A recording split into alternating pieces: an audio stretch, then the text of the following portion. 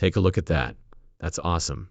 Frank Fritz was not your typical collector, and his garage was not your typical place to store things. But even the cops were taken aback by what transpired after his death. They discovered more than just vintage cars when they unlocked his garage. They discovered something else. A car covered in mystery and dust. An automobile that shouldn't exist according to all official records. Why was it there?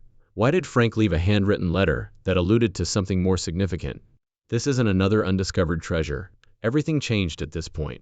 For what they discovered in Frank Fritz's garage is much more startling than anyone could have ever guessed. He was driven by an obsession. Frank Fritz searched vehicles in addition to collecting them. He followed tails encased in chrome and steel, following the corroded edges of decades long since forgotten. It was immediately apparent that Frank wasn't interested in the attention when he first appeared on our televisions alongside American pickers. The pursuit was what he was after.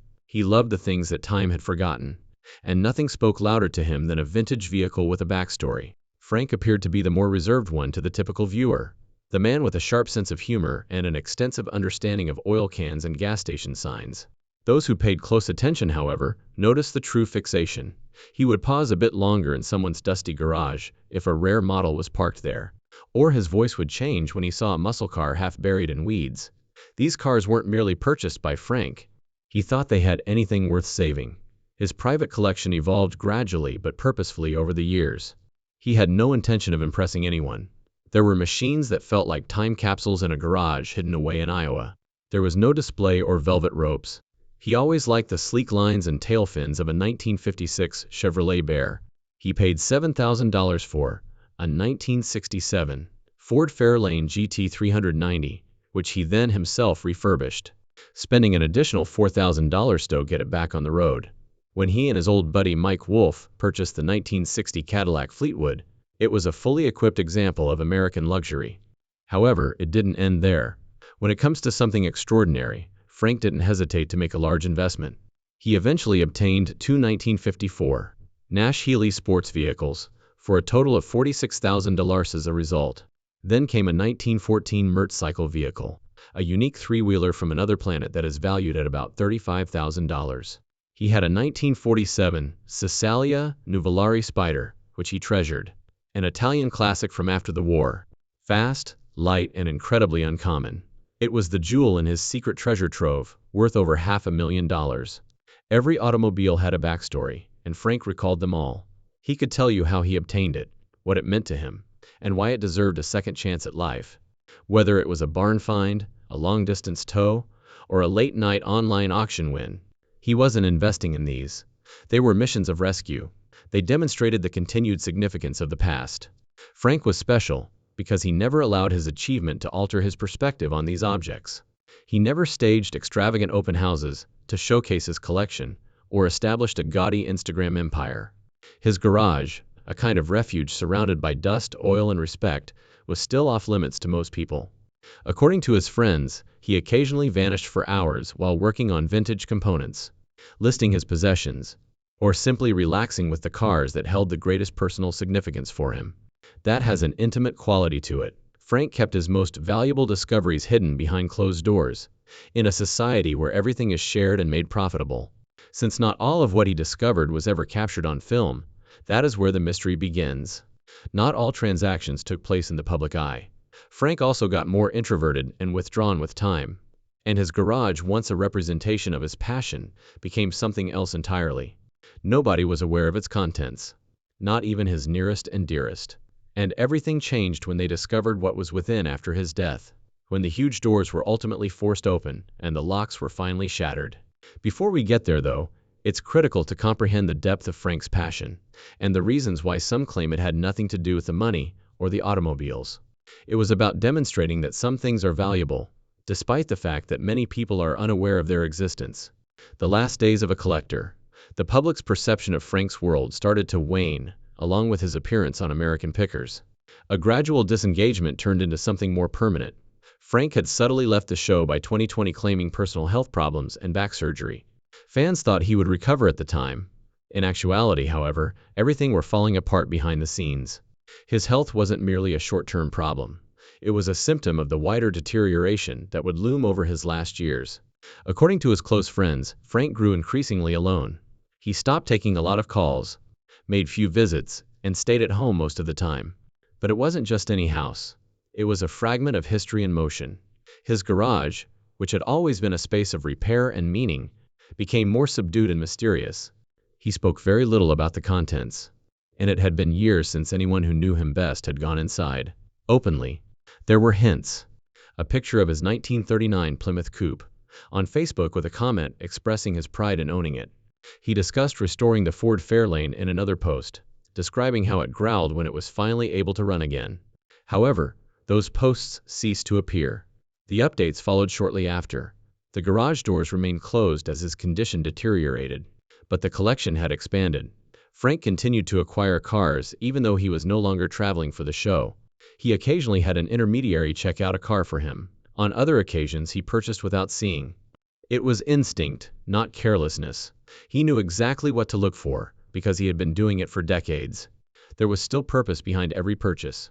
A car that most people didn't even recognize was one of the last confirmed buyers. It had an odd shape, faded paint, and no obvious markings, no chrome, no muscle, nothing ostentatious. Frank just responded, "It's older than you think," when a neighbor inquired about it. After that, they wheeled it into the garage and shut the door. He died more than a year later. Frank's philosophy set him apart from other collectors. He didn't follow fashions. He didn't hoard only to make noise. His last years were so enigmatic because he was looking for purpose.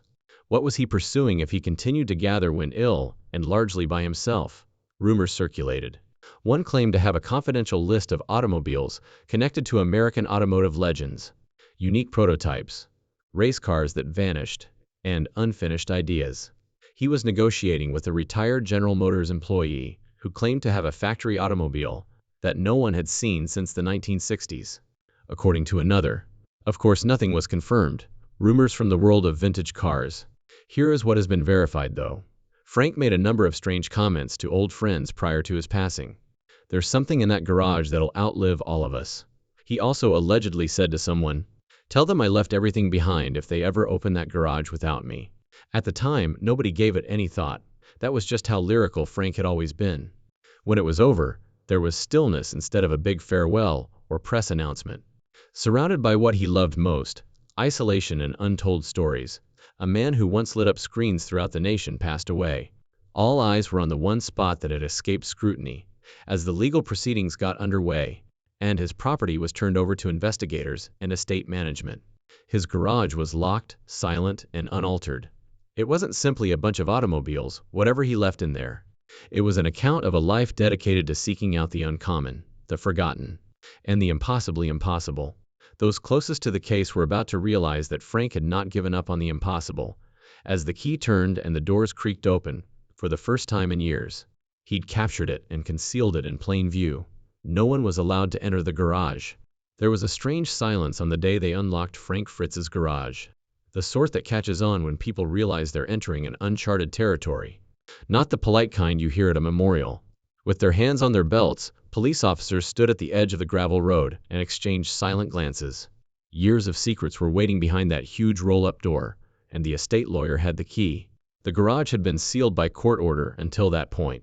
Inventorying personal assets, confirming ownership, and safeguarding any jewels that might come to light during probate were all steps in the process.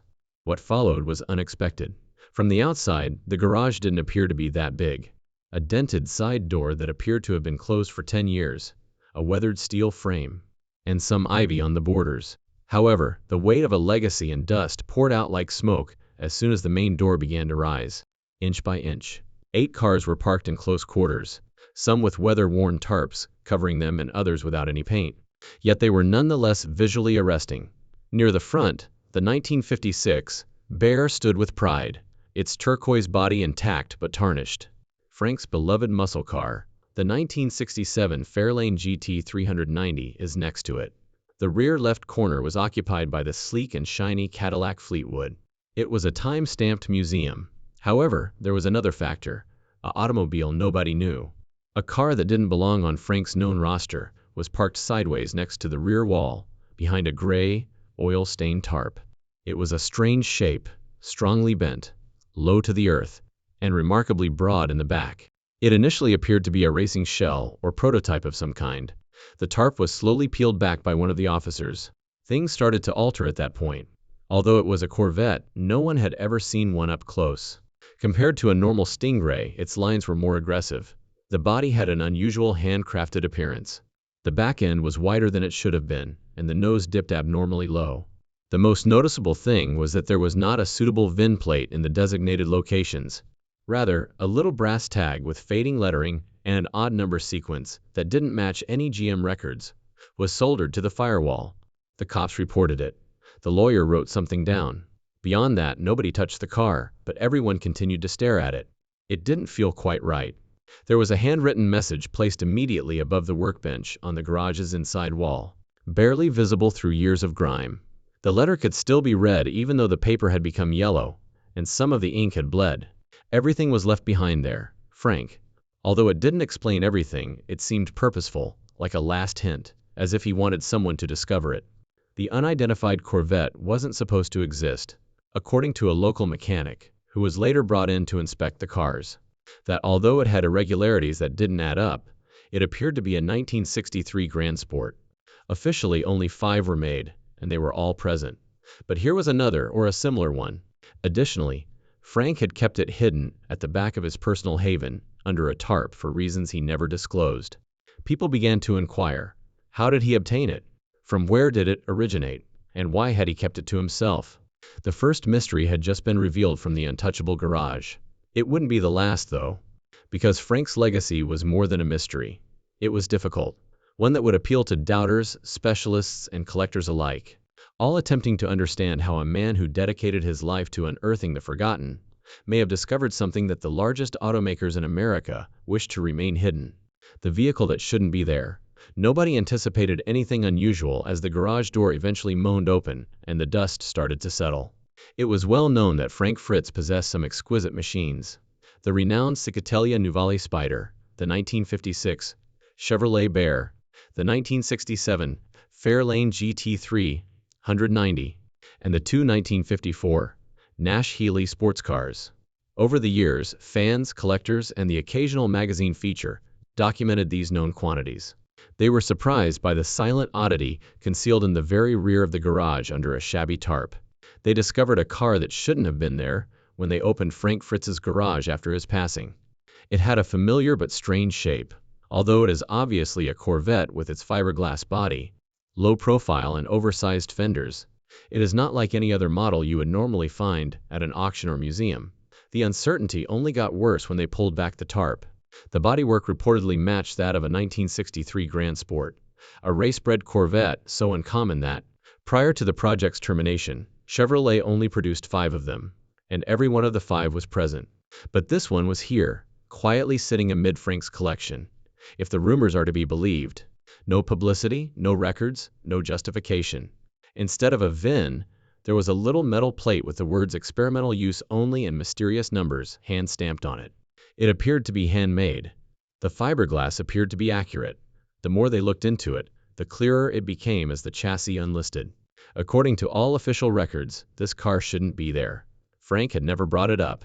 Not in episodes, not in interviews, not even casually. He had shared his discoveries with the world for decades, but he had purposefully and silently kept this one for himself.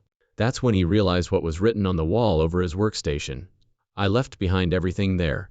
At first glance, it seemed like a heartfelt farewell, written in his handwriting, which was smudged and faded with age. This finding, however, made it feel more like a puzzle. The automobile unnerved the room in addition to raising questions. A prototype body with a missing trace, a Corvette that had no production history, and a collector with an obsession with details. The ramifications were profound. Some speculated that it might be one of the mythical Lost Mules, test vehicles that were constructed concurrently with the Grand Sports, but were never put into production. Others thought it was something even more bizarre, a one-off, constructed covertly by engineers who had access to the original molds, and then secretly stored for decades, before finding its way into Frank's possession. Frank was well aware of what he had. He stored it in the deepest, farthest corner of his own garage, never registered it, never shared it, and preserved it. It's more like something hidden and waiting than a showpiece. And now that he was dead, it was discovered. An automobile that shouldn't be there, silently stepping out of the shadows of a life dedicated to pursuing the uncommon and unthinkable. The discovery triggered a series of events. Forums were overrun by historians and Corvette specialists. GM said nothing. Theories disagreed. It was considered by some to be the best reproduction ever constructed. Others said it might change some aspects of Corvette's past. Whatever this car was, they both believed that Frank had carried its secret into eternity. Ultimately, neither the brand nor the money amount made this discovery noteworthy. It was impossible. There was one last mystery that a man who was renowned for finding hidden gems had left behind. Just 4 wheels, a brass tag, a sealed garage, and a secret that shouldn't have come this far. No headlines, no camera crews, unanswered questions. The finding of the automobile did more than pique interest. It revealed a treasure trove of unsolved questions that no one seemed prepared to address, not even Frank Fritz's closest friends. The automobile wasn't the only thing at stake. It had to do with why it was concealed, whether it was ever supposed to be found at all, and how it got into Frank's garage. Interest in the discovery quickly spread much beyond the typical vehicle enthusiast circles. After it appeared in specialized automobile forums, photo by photo, it was dissected by vintage racing communities. Historians of the Corvette attempted to compare it to every known early development sketch, mule car, and prototype from Chevrolet's brief Grand Sport program. However, every response merely prompted additional queries. The most important question was this automobile real? Frank had gotten his hands on a car that General Motors themselves refused to acknowledge. If it was indeed an undocumented Grand Sport prototype, and even if it wasn't real, if it was a Frankenstein creation or duplicate created from stolen factory parts or genuine blueprints, it raised more questions. Who constructed it? It was not amateurishly crafted. Every curve, angle, and weld has a story to tell. The fingerprints on it belonged to someone who was quite skilled at what they were doing. Then the rumors surfaced. According to one source, years before his health started to deteriorate, in the early 2000s, Frank had covertly purchased the shell and parts from a retired GM engineer. Another claimed to have purchased it at an estate auction in Flint, Michigan, close to the former GM headquarters, through a back-channel transaction. These stories continued coming up, but they couldn't be verified. It was somewhat of Frank's style. He was never a collector who looked for praise. He enjoyed the hidden, the unnoticed, and the obscure. He never kept his garage like a museum. It was a retreat, a workshop, and for that reason, it was the ideal location for such a burial. However, it wasn't simply the car that made folks uneasy. It was the quiet that ensued. GM declined to make a public announcement. A spokesman only stated that they were unaware of any such vehicle when questioned. Former engineers and mechanics continued to speculate that more Grand Sports might have been constructed than had been officially recognized, possibly hidden away for testing in the future, and dispersed covertly once the program was shut down. If that's what Frank's car was, then its entire presence was an unintentional breach in a story that was never supposed to come up again. Then that note appeared once more. Everything was left behind there. It seemed more like a purposeful breadcrumb the longer people looked at it. Perhaps Frank anticipated the type of conflagration that would ensue. Perhaps this was his method of ensuring that the story would not die with him. Or perhaps that was his final prank. Just one last hint from a man who thrived on the excitement of discovering something that no one else could. Offers started coming in as word got out. Museums desired it. Even in the absence of providence, private collectors offered to purchase it outright. The estate reportedly resisted a foreign buyer who offered a blank check. The car is still undisturbed and in legal limbo, with specialists and attorneys still unable to agree on its identity. Frank didn't mention it at all during his lifetime. Every interview he did and every episode he taped was characterized by that quiet. No reference, no clue, no unintentional look. He wanted to keep it secret rather than because he had to. Like the garage, the truth remains hidden. Whether it's a lost prototype, a ghost from the factory, or the greatest automotive prank ever. Perhaps that was Frank's intention. It wasn't necessary to describe all he discovered. Some items were simply designed to be discovered. Silence and steel as a legacy. The car was still in the same location long after the garage was cataloged and the estate proceedings started. Undisturbed, silent, and unavoidable. Experts arrived and departed, each one growing increasingly interested. However, no one was able to make a firm decision. Frank was not present to fill in the spaces. There were too many variables, and there were not enough answers. This narrative is unique because of that. A unique automobile isn't the only thing at stake. It's about the man who concealed it and the enigma he created. Frank Fritz was not your average collector. He didn't boast about value or hoard headlines. He gathered for the excitement of the discovery and the silent fulfillment that comes from knowing that he had preserved something that most people would have missed. This last finding encapsulated everything that Frank stood for, whether it was a vanished major sport or a unique recreation.